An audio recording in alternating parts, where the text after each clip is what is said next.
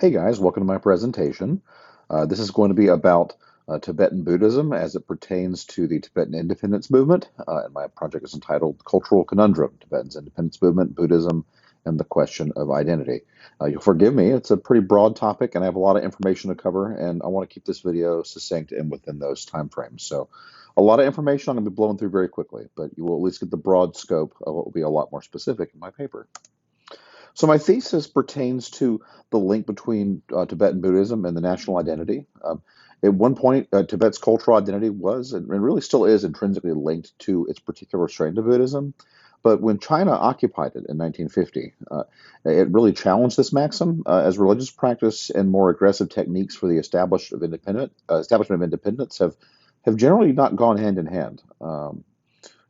And so this has caused some problems. So by exploring the link between Tibetan Buddhism and the broader Tibetan national identity, I hope to argue that these concepts have been gradually diverging from one another since the onset of Chinese occupation. And this division can be attributed to both nationalistic factions disgruntled with Tibetan spiritual leadership and variances in cultural expression between those living under occupation and those in exile. For my research methods, I had plenty of primary source material, a lot of personal writings of the Dalai Lama himself, his biographical accounts from his family, as well as the autobiography of Heinrich Harrer, who is an Austrian climber and was heavily involved with the Dalai Lama during the time of occupation. For secondary sources, plenty of modern historical, anthropological, and sociological analysis of both Buddhism and its link to the independence movement. The research questions were particularly ascertaining the existence of any Tibetan cultural customs that were clearly delineated from Buddhism, and how the political machinations of the Dalai Lama may have been helped or hampered by his role as a spiritual leader. And frankly, there were some challenges. A lot of the sources available are written in a very pro-Tibetan stance, and there's quite a bit of disparity between Chinese and Tibetan figures for death counts and the like, for example. Now, Tibet pre-invasion. It has a very long and complicated history. A lot of its existence wasn't really specifically as a nation state per se, although it was so after World War One, leading up to this time period. But it was largely considered very much a land of religion. Remember that uh, Tibetan Buddhism and the state are very much linked together. And the idea of being Tibetan was really to be Buddhist, not so much to be a part of that land or a certain ethnicity. And so non-believers were kind of considered foreigners. And they were governed by the Dalai Lama, who was both a spiritual and political leader. And the Dalai Lama actually was an inherited position by virtue of reincarnation. You were believed to be a long line of this transition, originating with the Buddha of compassion, Chenrezig.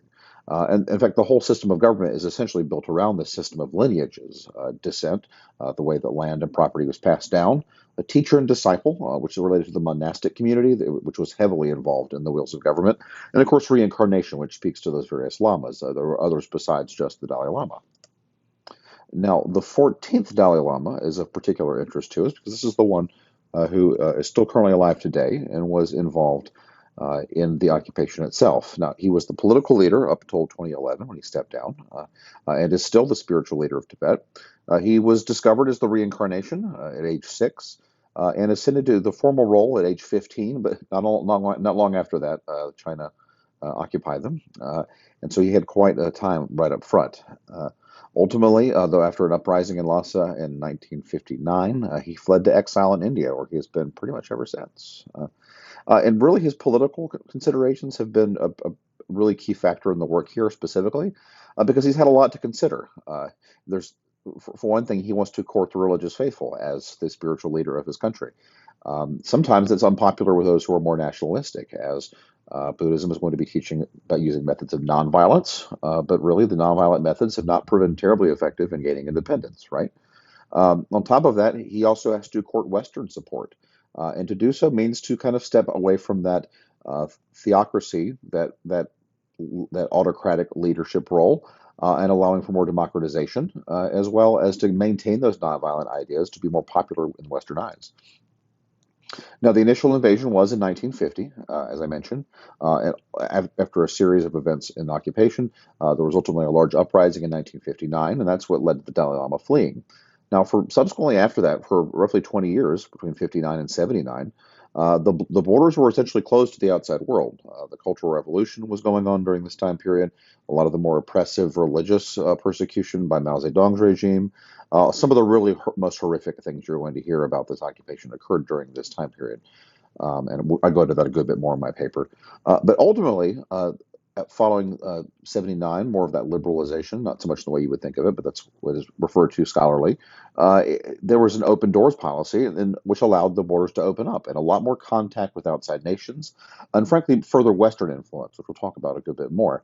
And frankly, the Chinese at this point were really encouraged to emphasize the show of the freedom of practice of religion. So religion became much more freely practiced in the Tibetan autonomous region, in part because of this. Really, in an effort to maintain their ability to keep the area was to maintain support from the outside world, right? Now, of course, despite the fact that some conditions may be improving, and we'll talk about the Chinese perspective here in a second, the continual complaints are now largely relate to the influx of Han Chinese population, um, which has really dramatically diluted the amount of native ethnic Tibetans in the region. And also over the control of naming of the various lamas from a religious perspective. One in particular in 2009 that was very controversial was the naming and changing of the naming of the person of the Panchen Lama. And historically, the Panchen Lama is responsible for finding the reincarnation of the Dalai Lama and vice versa. So this is a pretty important one and caused a lot of alarm, especially in that time, led to more armed uprising. Now, in terms of the Chinese perspective, I don't touch on this as much, but it's worth noting. Uh, Certainly, in their eyes, this is very much a sense of bringing culture to the region and elevating what they believe, in the eyes of a rank and file Chinese person or Han Chinese person, what would have been more barbaric culture, an autocratic theocracy that needed liberation, needed culture. So really, a lot of scholars now kind of look through it through this kind of colonialism, imperialism kind of lens. Is this what China is doing here?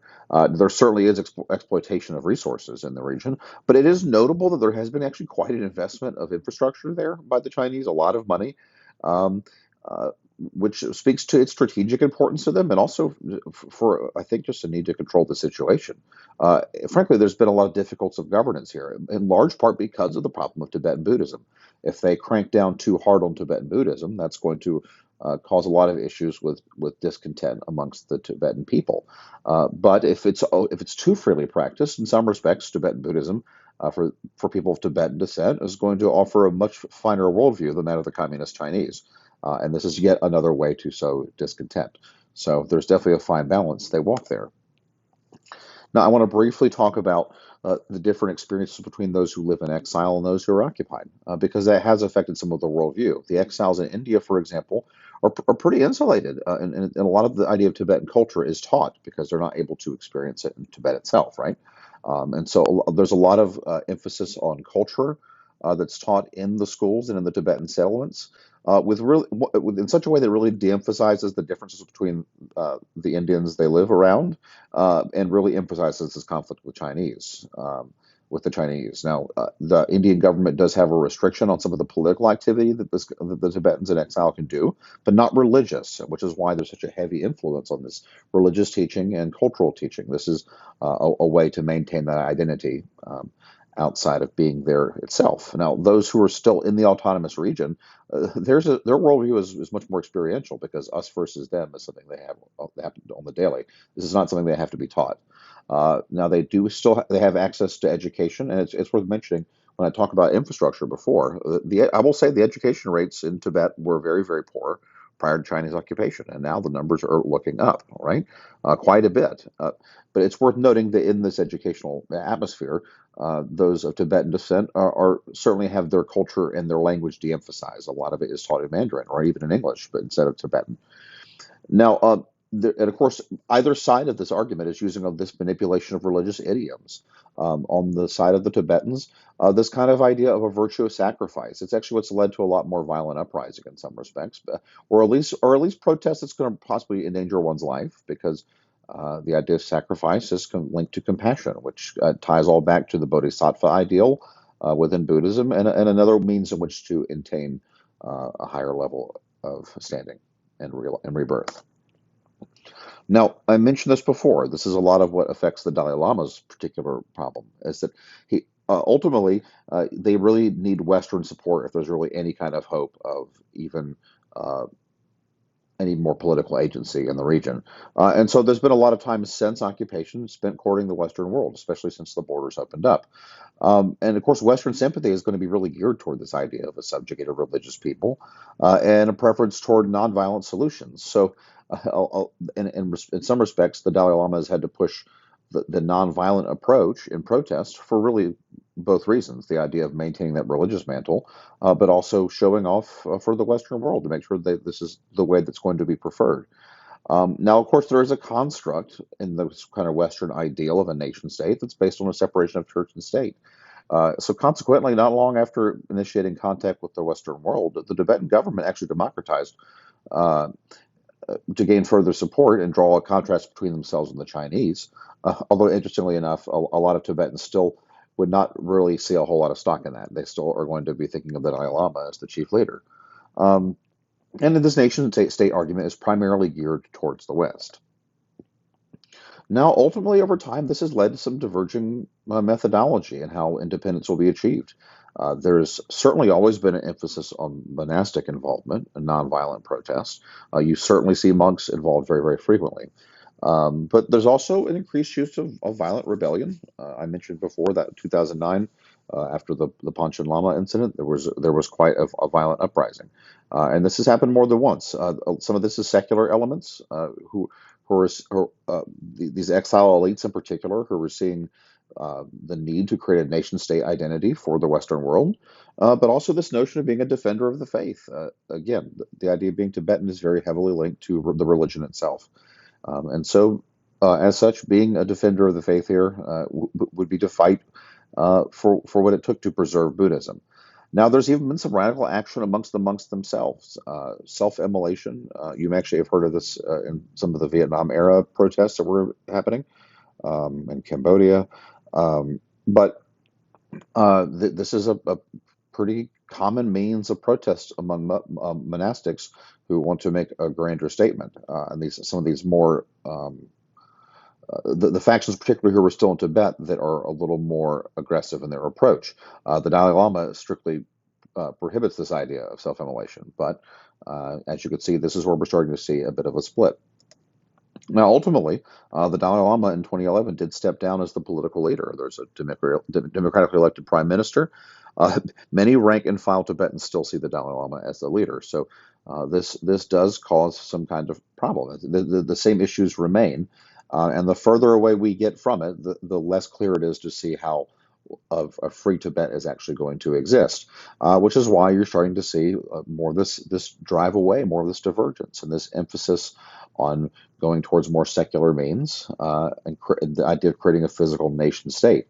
But ultimately, for most Tibetans, whether you're in exile or you're in the autonomous region, the idea of being Tibetan is still really more about that cultural connection. And ultimately, it's really very much about Buddhism. And so that connection is still going to be hard to completely take away. That was ultimately, kind of what I came to, is that while you're seeing it, it's hard to ever imagine a Tibet without Tibetan Buddhism there. So hope you enjoyed my talk today. Sorry if it ran a little long, but I enjoyed it, and we will see each other when we see.